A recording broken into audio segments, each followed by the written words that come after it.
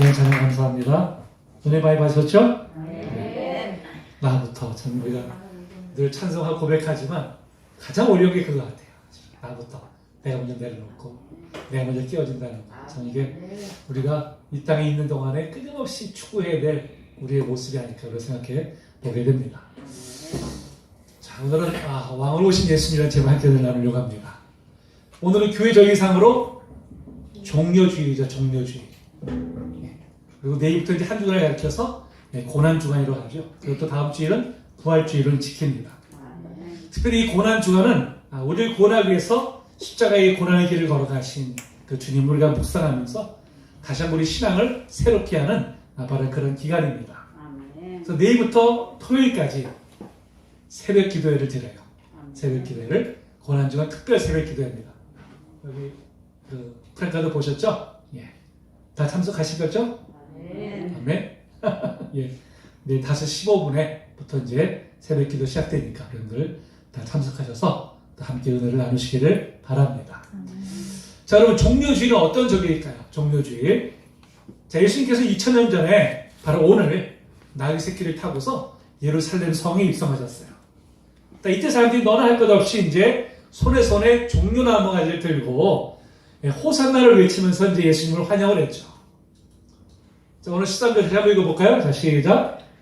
종려나무 가지를 가지고 맞으러 나가 외치되 호산나 찬송하리로다. 주의 이름으로 오시느니 곧 이스라엘의 왕이시여 하더라. 자, 호산나가 무슨 뜻일까요? 호산나. 호산나는 예, 그렇죠. 할렐루야. 우리를 구원하소서 이런 뜻입니다. 사람들이 예수님을 향해서 예수님을 이스라엘 왕이라고 부르면서요. 자신들 구원해 달라고 좀 그렇게 이제 힘껏 외치고 있죠. 그래서 이제 예루살렘에 입성하신 이날을 우리가 기념해서 종료주일로 이렇게 이제 지키고 있습니다. 자, 그렇다면 왜 이 사람들이 예수님을 이스라엘 왕이라고 불렀을까요? 그 이유가 무엇일까요? 또 그들이 왜 예수님께 자기들 구원해달라고 말했을까요? 자, 지난주에도 말씀드렸지만 당시 백성들은 예수님을 어떤 분으로 알았을까요? 자기들을 죄에서 구원해줄 구세주를 알기보다는 이 로마 제국과 헬 왕조의 압제에서 자신들을 구원해줄 바로 이제 그런 메시아로 이제 그들은 알았어요. 그동안 예수님께서 행하셨던 온갖 그 기적들을 보니까 이분이 정말 보통 분이 아닌 거예요. 특히 얼마 전에 죽은 나사로를 다시 살리셨다는 소문이 확 퍼져버렸어요. 자, 한번 읽어볼까요? 시작. 나사로를 무덤에서 풀러내어 죽은 자 가운데서 살리실 때에 함께 있던 무리가 증언한지라. 이에 무리가 예수를 맞음은 이 표적 행하심을 들었음이러라. 아멘. 이렇게 많은 사람들이 나와서 예수님을 환영한 이유 중에 특별한 이유가 뭐예요? 죽은 나사로를 다시 살리신 사건들을 그들이 들었기 때문에 바로 이렇게 지금 환영하고 있는 것이죠. 이분이야말로 정말 저 로마 제국을 물리치고 헬도 왕조를 물리치고 자신들을 구원해줄 예전에 그 다윗 왕국의 그 영광을 회복시켜줄 바로 그 메시아구나 이제 이렇게 생각해서 그를 이제 맞이했던 것이죠. 여러분, 그렇다면 오늘날 우리가 예수님을 믿고 따르는 이유는 무엇일까요? 우리는 지금 죄악 가운데 구원해 주신 바로 그 구세주로 믿기 때문일까요? 아니면 이 땅의 삶 속에서 뭔가 나에게 도움이 되고 유익이 되기 때문에 내가 예수님을 믿고 따르는 것일까요? 이 시간 우리가 한번 우리 신앙을 다시 한번 점검해 보게 되기를 바랍니다. 자, 그러나 예수님은 그들이 기대했던 바처럼 이 세상의 왕이요 통치자로 오신 것이 아니었어요. 자, 만약에 백성들의 기대대로 이 세상의 왕으로 오셨다면요, 예수님 무엇보다도 예루살렘 입성하신 다음에 어떤 일을 했을까요? 자, 지금 6월절 절기잖아요. 수백만의 사람이 그쪽에 몰려 있어요. 그러면 그 사람들을 딱 규합을 해가지고 로마 제국에 대항하는 아마 그런 일을 아마 했을 거예요. 그것이 아마 이제 우선되는 일이었을 것입니다. 그런데 예수님은 그렇게 하지 않으셨어요. 우리가 알다시피 예수님이 보여주신 행동은 그와는 너무나 거리가 먼 행동이었습니다. 자, 무엇보다 예수님께서 예루살렘에 입성하실 때 무엇을 하셨죠? 무엇을? 나귀 새끼를. 말을 타고 입성하신 것이 아니라 나귀 새끼를 타셨어요. 아니, 우리가 생각해도 왕으로 입성한다면 말을 타야죠. 그 마을은 어떻습니까? 그 높은 곳에서 사람들 다 내려다보잖아요. 사람들은 다 우러러보잖아요. 이게 왕의 모습 아닙니까? 근데 예수님은 나귀 새끼를 타셨어요. 그것도 나귀 새끼를 타셨어요. 자, 그럼 도대체 왕으로 입성하신 분이 왜 나귀 새끼를 타셨을까요? 그 이유가 무엇일까요? 자, 이건 바로 성경의 예언을 성취하고자 함이었죠. 자, 예수님 오시기 전에 무려 500년 전에 스가랴 선지자를 통해서 이미 예언된 바가 있죠. 자, 한번 읽어볼까요? 스가랴서 9장 9절입니다. 시작. 시온을 따라 크게 기뻐할지어다. 예루살렘에 따라 즐거이 부를지어다. 보라, 내 왕이 내게 임하시나니 그는 궁의로우시며 구원을 베푸시며 겸손하여서 나귀를 타시나니 나귀의 작은 것 곧 나귀 새끼니라. 아멘. 자, 왕으로 입성하신 분이 말을 타지 않고 나귀 새끼를 타신다는 것은 곧 무엇을 의미할까요? 바로 왕으로서 백성들 위해 군림하시는 분이 아니라 오히려 겸손하게 그들을 섬기기 위해서 오신 분이다 하는 것을 나타내기 위해서 이렇게 나귀 새끼를 타신 것입니다. 자, 그러면 예수님께서 예루살렘 성에 입성한 다음에 가장 먼저 무엇을 하셨을까요? 무엇을? 자, 사람들의 기대대로라면 의당 사람들을 규합하는 일을 먼저 했을 거예요. 조직화하는 일을 우선했을 것입니다. 그런데 예수님이 가장 먼저 하신 일은 그것이 아니었어요. 성전을 청결케 하는 일이었죠. 이로 말미암아 대상을 비롯한 종교 기득권자들과 대립을 하시고 급기야 이제 고소를 당해서 로마의 재판정에 서기까지 되었습니다. 그런데 이게 웬일입니까? 너무나 무기력한 모습으로 재판정에 서는 거예요. 예수님에게 기대했던 수많은 관중들에게는 아마 이보다 더 황당한 일이 없었을 겁니다. 자신들을 구원해줄 그런 메시아를 기대했는데 너무나 무기력하게 이렇게 잡혀가서 재판정에 서는 모습을 보니까 그들의 기대가 한순간에 다 무너진 것이죠. 그러니까 여러분, 기대가 크면 실망도 크다고 그러잖아요. 그렇죠? 예수님께 큰 기대를 걸었던 백성들이 돌변하기 시작합니다. 그래서 오히려 예수님이 십자가에 못 박으라고 이제 소리치는데 앞장서기까지 하게 되었어요. 결국 예수님은 금요일에 이제 빌라도에 의해서 십자가 못 박혀서 이제 돌아가시고 말았습니다. 사실 공생의 기간 중에 보여줬던 온갖 이적들, 살인할 수 없는 놀라운 이적들을 행하셨던 그분이 아니 이 마지막에 자기 생명에 지금 경각에 달해 있는데 오히려 너무나 무기력한 모습으로 돌아가시는 거예요. 많은 사람들이 실망을 했겠죠. 심지어 제자들까지도 예수님 버리고 뿔뿔이 다 이제 도망치고 말았습니다. 자, 이 모든 일들이 바로 예수님께서 예루살렘에 입성하신 후에 금요일까지 사이에 일어났던 그런 일들입니다. 자, 여기까지만 살펴보면요. 예수님은 누가 보아도 실패한 선지자였어요. 실패한 선지자. 그 기득권층에 대항했다가 아주 여지없이 깨어지고만 그런 무기력한 개혁주의자에 불과했습니다.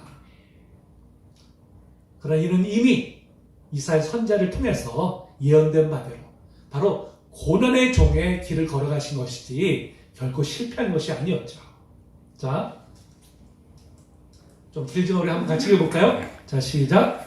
그는 실로 우리의 질고를 지고 우리의 슬픔을 당하였거늘 우리는 생각하기를 그는 징벌을 받아 하나님께 맞으며 고난을 당한다 하였노라. 그가 찔림은 우리의 허물 때문이요 그가 상함은 우리의 죄악 때문이라. 그가 징계를 받음으로 우리는 평화를 누리고 그가 채찍에 맞음으로 우리는 나음을 받았도다. 우리는 다 양 같아서 그를 행하여 각기 제 길로 갔거늘 여호와께서 우리의 모든 죄악을 그에게 담당시키셨도다. 아멘. 그렇죠. 이사야 선지자의 예언대로 예수님은 실패한 것이 아니라 바로 저와 여러분들의 죄악을 대속하시기 위해서 십자가에서 달리신 줄로 믿습니다. 자, 이렇게 인간을 볼 때는 실패자에 불과했던 바로 예수님을 자, 오늘날까지도 놀랍게도 지구촌에 있는 수십 명이 그분을 구세주를 믿고 그분을 예배하고 그분을 섬기고 있습니다.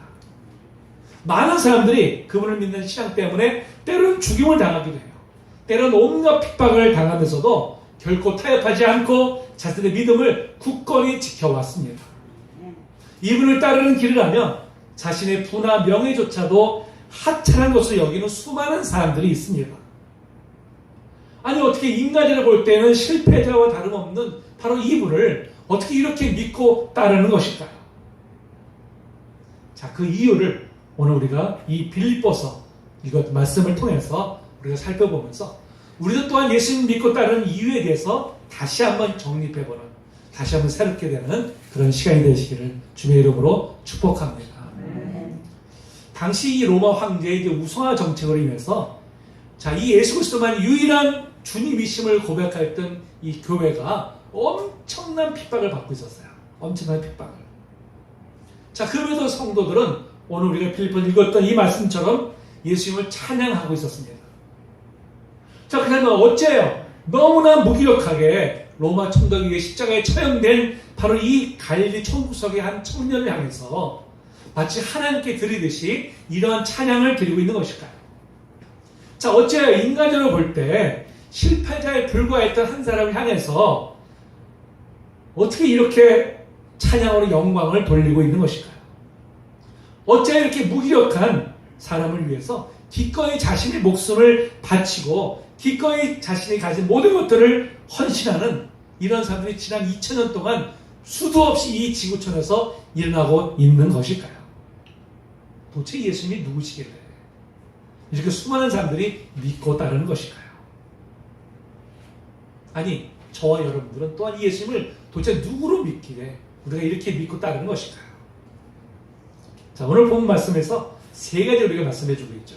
자, 첫째는 예수는 어떤 분이십니까? 참 하나님이시면서 참 인간이 되시죠. 자, 빌립보서 2장 6절 상반절에 보니까 그런 근본 하나님의 본체시나 이렇게 말씀하고 있어요. 이 본체라는 말은 헬라어로 몰페라고 하는데요. 본성이나 자격, 신분을 뜻할 때 사용되는 그런 단어입니다. 자, 예수님의 신분이 무엇이라고요? 하나님의 본체시라고 했죠. 그랬죠? 하나님 자신이시다. 이렇게 성경은 말씀하고 있습니다. 그러니까 성경 우리가 믿는 예수님이 한낱 인간이 아니라 바로 하나님이시다. 그걸 분명히 말씀하고 있어요. 여러분 그렇습니다. 예수님은 하나님이시죠. 인간이 아니십니다. 다만 참 하나님이시면서 참 인간이시죠. 자, 지난주에 말씀드렸지만 하나님은 성부, 성자, 성령 삼위일체로 존재하십니다. 삼위일체로. 이것이 바로 우리가 믿는 하나님이에요. 그런데 그 중에 예수님은 성자 하나님이시죠. 우리는 이것을 분명히 믿습니다. 우리가 믿는 예수님은 단순히 위대한 성인이거나 선지자 중에 한 분이 아니라 바로 그 본체가 하나님으로서 이 땅에 인간의 모습을 입고 오신 분이세요. 자, 그러나 이를 이성적으로 우리가 참 받아들이기가 어렵죠. 그렇죠? 선뜻 우리가 이해하기가 쉽지 않습니다. 아니, 어떻게 사람을 가리켜서 하나님이라고 한다면 사실 우리가 믿을 수 있겠어요, 사실은? 지금도 우리가 만약에 누군가가 내 하나님이야 그러면 어떻게 해요? 정신 이상자거나 이단 교주거나 둘 중에 하나잖아요. 둘 중에 하나. 솔직하게 우리가 이성적으로 받아들이기 참으로 어렵습니다. 그래서 당시에도 많은 사람들이 예수님이 자신을 하나님의 아들이시다 이렇게 말씀하시니까 어떻게 했어요? 신성모독한다고 돌로 치려고까지 했었죠. 말씀 한번 읽어볼까요? 자, 요한복음 10장 33절 시작. 유대인들이 대답하되 선한 일로 말미암아 우리가 너를 돌로 치려는 것이 아니라 신성모독으로 인함이니 내가 사람이 되어 자칭 하나님이라 하매로라. 자칭 하나님이다. 네가 지금 참칭하는구나. 신성모독하는구나 그랬죠. 심지어 예수님의 형제들까지도 예수님이 미쳤다는 소문을 듣고 이제 예수님을 조롱하기까지 그렇게 했어요. 그러니 하물며 당시의 제사장들이나 바리새인들이 어떻게 예수님을 하나님으로 받아들일 수 있겠어요? 그것도 예루살렘에서 출생도 아니고 저 갈릴리 총구석에서 태어난 한 청년을 가리켜서 하나님이라고 하니 받아들이기가 정말 어려웠을 것입니다. 자, 이렇게 예수님이 하나님이심을 부정하고 의심하는 그런 사람들을 향해서 자, 예수님께서 이렇게 말씀하시죠. 또 읽어봅니다. 시작. 내가 아버지 안에 거하고 아버지께서 내 안에 계심을 믿으라. 그렇지 못하였거든 행하는 그 일로 말미암아 나를 믿으라. 아멘. 자, 도저히 예수님의 말만 듣고서는 믿지 못할지라도 예수님께서 그동안 행하셨던 모든 일들을 보고서 믿으라는 것이죠. 예수님이 행하신 모든 일들이 뭐예요? 인간이 할 수 없고 하나님만이 할 수 있는 일이기 때문에 바로 그 행한 일을 보고 이제 믿으라고 말씀하셨어요. 자, 예수님께서 공생의 기간 중에 보이셨던 일들이 어떤 일들이었을까요? 너무나 많으니까 다 거론할 수 없지만 대표적인 일만 말씀드리면요. 무엇보다도 오병이의 기적을 일으키셨죠. 5개의 떡과 2마리 물고기 가지고 남자 성인만 5,000명이니까 여자와 어린이까지 합하면 거의 한 2만 명에 가까운 사람들을 먹이시는 이런 기적을 이제 행하십니다. 눈먼저에 눈을 뜨게 하셨죠. 날 때부터 안짐에 있던 사람을 이렇게 세우셨습니다. 물 위를 걸어가셨고요. 거친 파도를 말씀으로 잠잠케 하셨습니다. 죽어서 4일이 지나서 이제는 시신에서 냄새가 나는 나사로를 말씀으로 다시 살리셨어요. 뿐만 아니라 중풍병자의 죄를 사하노라고 바로 죄 사함을 선포하기도 하셨습니다. 자, 이런 기적과 죄 사함은 인간이 할 수 있는 일입니까? 아니죠. 오직 하나님만이 할 수 있는 일이에요. 그랬더니 예수님께서 내 말을 믿지 못하였거든 내가 한 일을 보고 믿으라 이렇게 이제 말씀하신 것입니다. 근데 여러분, 이러한 기적을 뛰어넘어서 예수님이 하나님이심을 증명한 결정적 사건이 있어요. 그것이 무엇일까요? 그렇죠. 오늘 김영희 시장님이 그냥 얼마나 대답을 잘하시는지 몰라요. 감사합니다. 예, 그렇죠. 바로 예수님의 부활 사건이죠. 자, 예수님은 분명히 십자가에서 못 박혀 죽으셨어요. 그런데 스스로 말씀하신 대로 사흘 만에 사망 권세를 깨트리시고 부활하셨습니다. 다시 살아나셨어요. 여러분, 죽음의 문제는요, 인간 누구도 뛰어넘을 수 없는 궁극의 문제죠. 궁극의 문제. 지금까지 많은 인간들이 정말 영생을 꿈꿔왔지만 누구도 영생을 한 사람은 한 사람도 없었어요. 그러나 예수님께서는 인간이면서도 또 하나님이시기 때문에 죽음의 권세가 그분을 억누르지 못했습니다. 예수님 죽으신 지 3일 만에 사망 것을 깨뜨리고 다시 살아나셨어요. 근데 여러분, 이 예수님이 부활하시면요, 당시에 많은 목격자들이 있었어요. 자, 바울 사도 고린도서 15장에서 이렇게 말씀하고 있죠. 같이 한번 읽어봅니다. 시작. 지난 바 되셨다가 성경대로 사흘 만에 다시 살아나사 게바에게 보이시고 후에 12 제자에게와 그 후에 500여 형제에게 일시에 보이셨다니 그 중에 지금까지 대다수는 살아있고 어떤 사람은 잠들었으며 그 후에 야고보에게 보이셨으며 그 후에 모든 사도에게와 맨 나중에 만삭되지 못하여 난 자 같은 내게도 보이셨느니라. 아멘. 자, 바울 사도가 고린도전서를 쓸 당시만 해도 예수님 부활을 직접 목격한 사람들이 몇 명이나 된다고요? 500명이나 대부분이 그들이 살아있다고 이렇게 지금 증언하고 있습니다. 그러니 여러분, 이와 더 확실한 증거가 어디 있겠어요? 근데 그보다 더 확실한 증거가 있습니다. 무엇일까요? 저 여러분이 예수 믿고 있다는 거예요. 그게 가장 확실한 증거입니다. 우리가 십자가에 그냥 죽고 끝났다면 그분을 우리가 왜 믿겠어요? 근데 그분이 부활하셨기 때문에 우리는 그분을 구세주를 믿고 따르는 것입니다. 이처럼 예수님은 죽음에서 다시 부활하심으로 자신이 하나님 되심을 증거하셨어요. 여러분, 우리는 사람을 믿고 따르는 것이 아닙니다. 위대한 성인을 따르는 것도 아니에요. 죽음의 권세를 깨뜨리고 다시 부활하신 하나님이신 예수님을 우리가 믿고 있는 것입니다. 아멘. 예수님이 누구시라고요?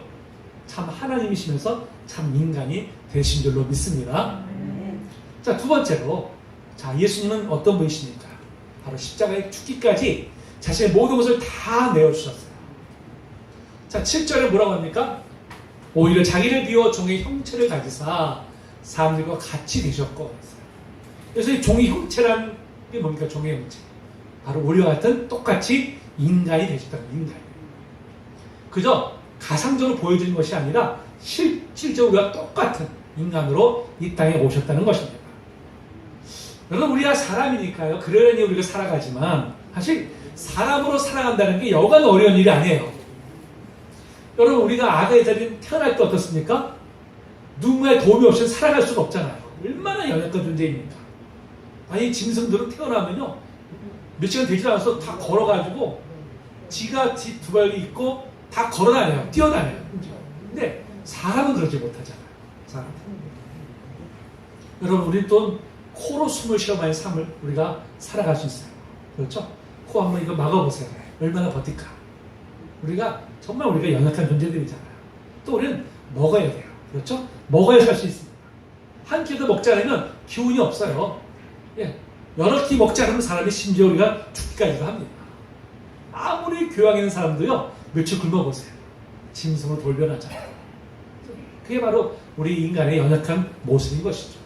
또 우리가 살다 어떻습니까? 원치 않는 질병에 걸리잖아요. 질병에. 그러다가 결국은 사람은 궁극적으로 다 죽음을 맞이하게 됩니다. 누구나 할 것 없이 병들어 죽든지 사고사로 죽든지 하여튼 간에 결국은 죽음으로 생을 마감하게 되는 겁니다. 아무리 영생을 소망할지라도 결과는 모두 죽게 되어 있는 것이 인간의 운명입니다. 자, 이런 것을 볼 때 사람 만물의 영장이라고 해도요, 사람처럼 정말 연약한 존재가 없어요. 그런데 바로 예수님이 사람이 되셨다는 것은 바로 이렇게 철저하게 연약한 존재가 되었다는 것을 의미합니다. 아니, 우주 만물을 창조하신 하나님께서 그 모든 능력과 권세를 기꺼이 다 내려놓으시고 피조물 중에서도 가장 보잘것없는 이 연약한 왜 인간의 모습으로 이 땅에 오셨을까요? 무엇 때문에?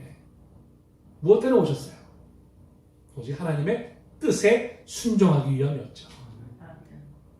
여러분, 예수님을 향한 하나님의 뜻이 무엇입니까?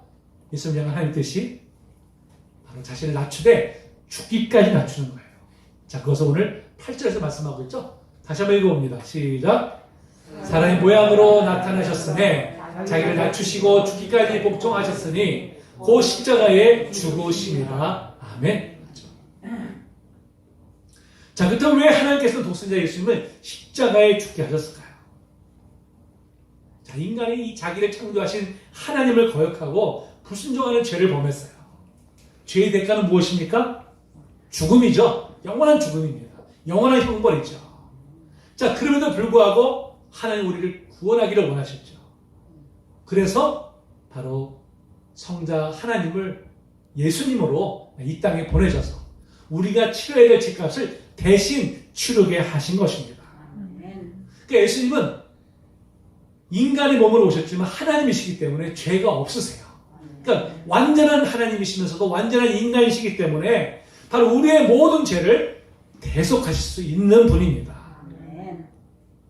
예수님께서는 하나님 아버지의 뜻에 순종해서 바로 이 십자가에서 죽는 길을 택하셨어요. 여러분, 십자가 죽음은 우리가 그냥 영상으로만 보지만 그 패션 오브 크라이스트라는 영화를 보신 분들은 아실 거예요. 얼마나 참혹한지 그 죽음이라는 것이. 정말 이보다 더 잔혹한 죽음이 없습니다. 그래서 그 당시에 로마에서도 로마 시민권을 가진 사람들은 십자가 형벌을 하지 못했어요. 정치범이나 노예들에게만 이제 이 십자가 형벌을 내릴 정도로 이게 끔찍한 형벌입니다.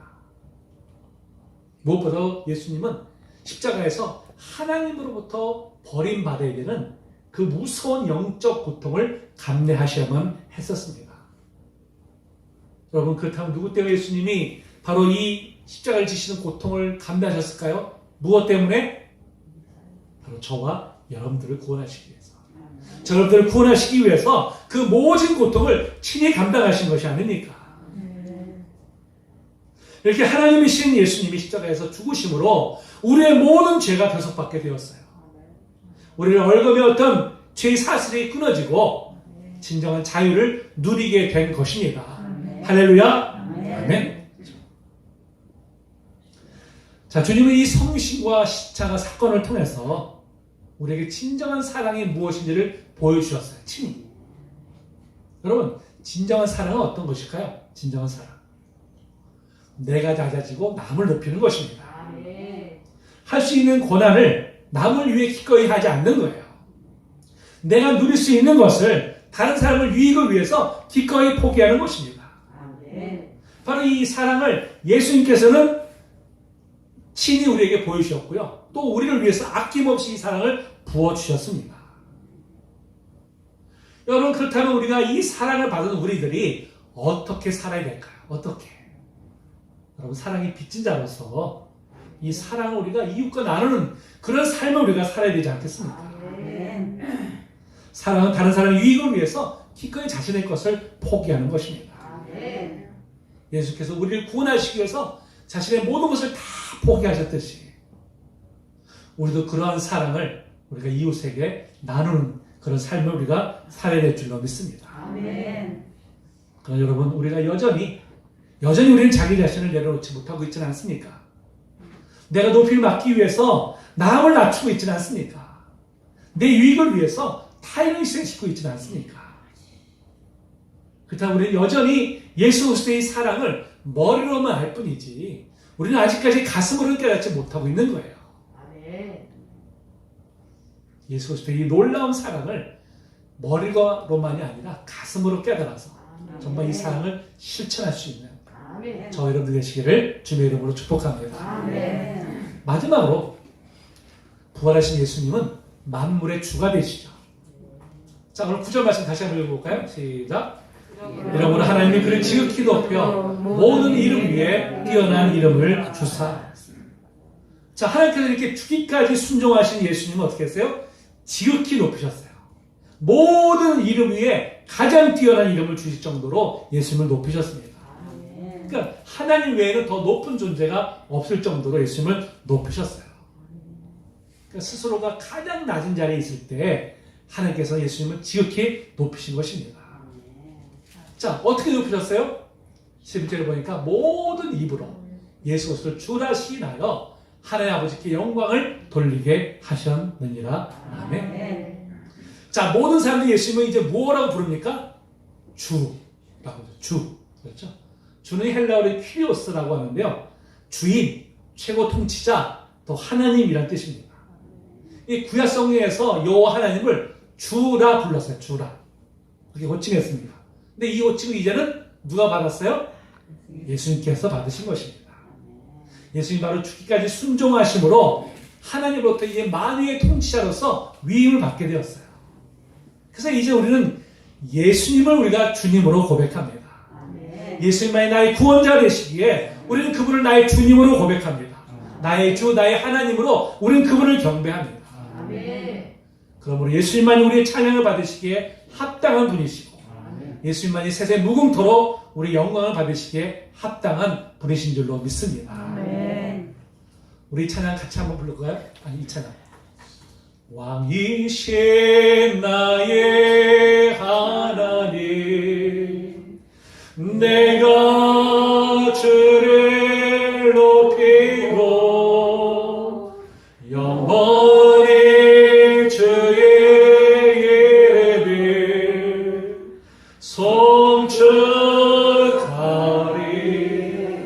송축하리이다. 왕이신 나의 하나님, 왕이신 나의 하나님, 내가 주를 높이고 영원히 주의 이름을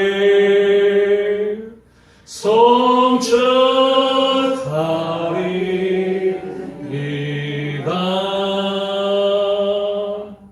아멘. 그러니까 우리 믿는 예수님은 하나님 자신이면서도 우리 같은 인간이 되셔서 우리가 감당해야 될 모든 죄의 대가를 친히 감당하셨어요. 그래서 우리의 죄의 문제를 해결해 주셨습니다. 뿐만 아니라 친히 죽음에서 다시 부활하심으로 이제 우리에게 영생을 허락해 주셨어요. 이제 누구든지 예수님을 믿기만 하면 하나님과의 관계가 회복이 되고 영원히 죽지 않고 영생을 누릴 수 있게 되었습니다. 또 온 우주 만물의 주인이신 예수님과 함께 온 우주를 다스리는 특권을 우리가 받게 되었어요. 여러분, 이 특권은요, 이 지금 우리가 살아가고 있는 세상에서 재물이나 명예나 어떤 권력과도 비교할 수 없는 참으로 놀라운 은혜입니다.